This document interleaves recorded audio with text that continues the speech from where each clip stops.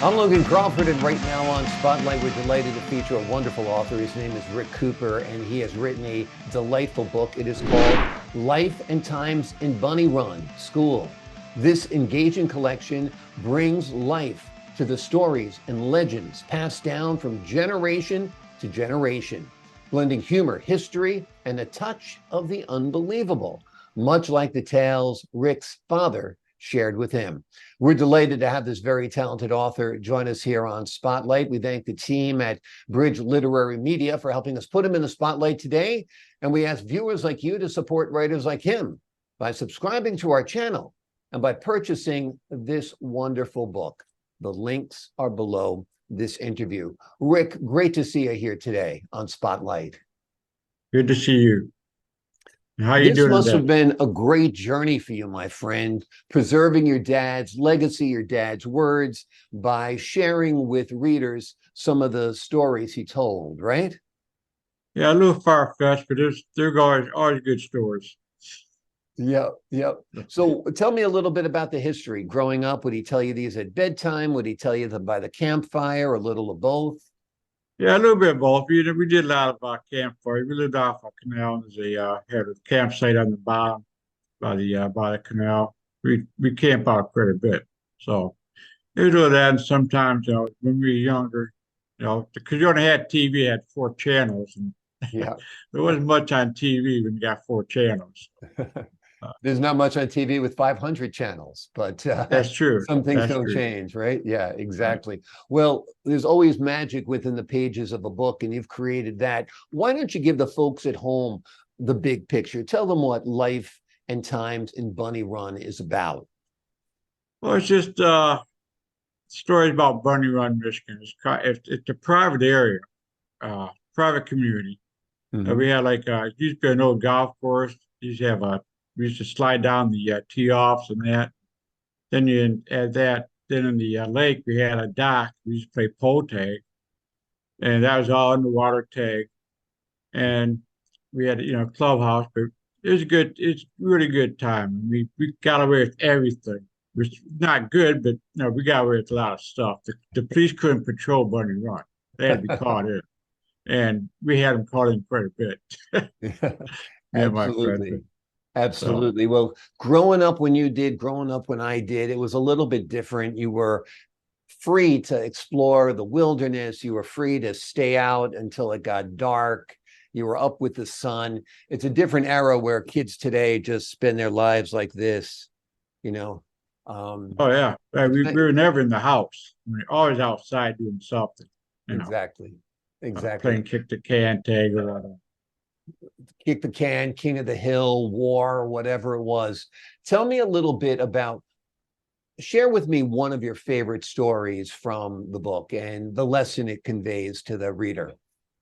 The story about the school is I dedicate to my granddaughter. She got MDM. It's a vascular dystrophy disease, and it's you tell her that you didn't have paper to cut the trees and the logs. They had to carve everything on logs, and then of course you had the school was on the east side of the mountain, and the town's on the west side of the mountain. So you had to go 20 miles up the hill, down, and then 20 miles back over log made bridges, Hmm.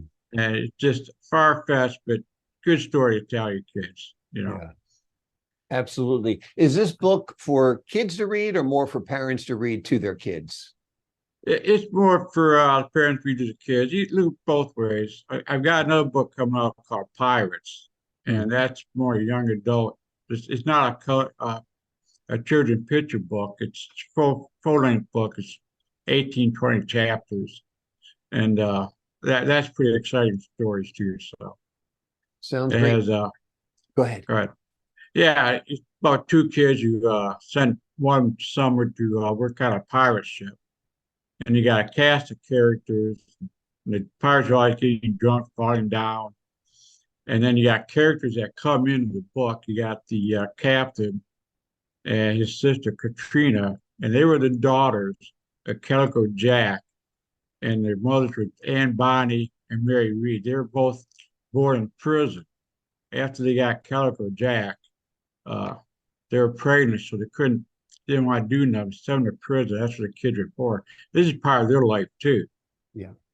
That filters into the book. And then, of course, you got eventually they got the English Army Navy's after them, and you got Captain Hawk, and that was Katrina's husband, supposed to be husband. And on a wedding day, she steals his ship and kicks him off the boat. So he's after her now because because of that. And then you got another guy, Thatcher, and his dad was killed when Calico Jack captured his ship. Hmm. Well, that was his dad. He's after the captain who was Anne Bonny's son that was born in Christmas. So he grows up in the Navy. He's out to get the captain. The captain's got his own pirate ship, which he mutinied years later. And then you got a captain boy who teaches the captain everything. And then you got more characters coming at the end of the book. I don't know. That kind of puts it all together. Then you got Bumboat Betty. She's a bumboat is like a floating store, like a Walmart. And a ship would come up and get the supplies and that. And she's an ex-pirate. And so she's working with the pirates. And then you got the pigeons. They come in, they bring messages back and forth. And at the end, it kind of all comes together. So you kind of see the whole picture. It's just bits and pieces as you go. And then, of course, you got you got the English Navy after them too. But it's just one story. Every chapter is like a new story. Yeah. And it keeps getting bigger. Then at the end, it's just total surprise what happens at the end. But, that's for the end of the book. Awesome. Awesome. That's the best when there's a great twist, an unexpected ending. Yeah. That's what makes it worthwhile. And that's what the viewers like. They like to have that little Right. surprise, that little wow moment. When did you discover you loved writing? Has this been a passion your whole life or something you developed later on? No, I just I retired. I wasn't doing nothing. I do stuff on the side now and then, but I wasn't doing it. So I sat down, started writing notes down, and the second book, Lifetime Running Pirates. I researched it for like a year and a half. I learned a lot of stuff I didn't know about any of that. Yeah. But but as far as writing, I was never a writer. I didn't go to school, didn't take any classes, nothing like that. Uh, I was born in science and geology and stuff like that. So yeah, I was never a writer. I consider myself more of a storyteller than a writer. I mean, Yeah. Yeah. but Well, so I that's, said right. you got to be, well, it's kind of separate, it's kind of connected. You got to have that great story to get people involved. All the Right. great writing in the world isn't going to work unless you got a great story. And you've got some great stories within the pages of your book, that's for sure. Your dad would be, I'd imagine he's not still with us, is he? No, Your he dad's passed passed. away some time ago. I'd imagine he's looking down and very proud of you that you're sharing some of the tales that he told, right? Oh yeah. My mom's still alive, so she's 91. In fact, I've been taking care of her for the last 2 years, but she's Wow. doing good. But That's great. That's great. yeah, And you grew up in Bunny Run and you still live in Bunny Run, right? right. Yeah. Has it changed a Uh, lot over the decades you lived there? Oh, oh yeah, it changed a lot. Yeah. In the first chapter, I got we used to play pole tag, and then we used in September when all the people used to come up from Detroit for the summer in the cabin, then they leave. And then we do cabin jump, where we jump from one cabin to another cabin. It's just crazy stuff like that. But yeah, Bunny Run it's changed a lot. It's got a lot of people, more people on the lake, more people building houses all over the place. And There they used to be take a down nice the little golf course. cabins and put up big McMansions, I'd imagine, right? No, no, Not so much. the small cabin is pretty much still there. I mean, when you got a cabin on the lake, kind of wants to come up. That's common. I know family's been there for like 3 generations, so they're not. No one, not a lot of people leave Bunny Run. Right. I mean, it's just a nice place. There's no traffic light. Traffic is kind of a slow area, and you're 5 miles from town or whatever. So yeah, it's kind of secluded yet, but still growing a lot. Too Yeah. much. Yeah. Well, at least parts of it are still the same.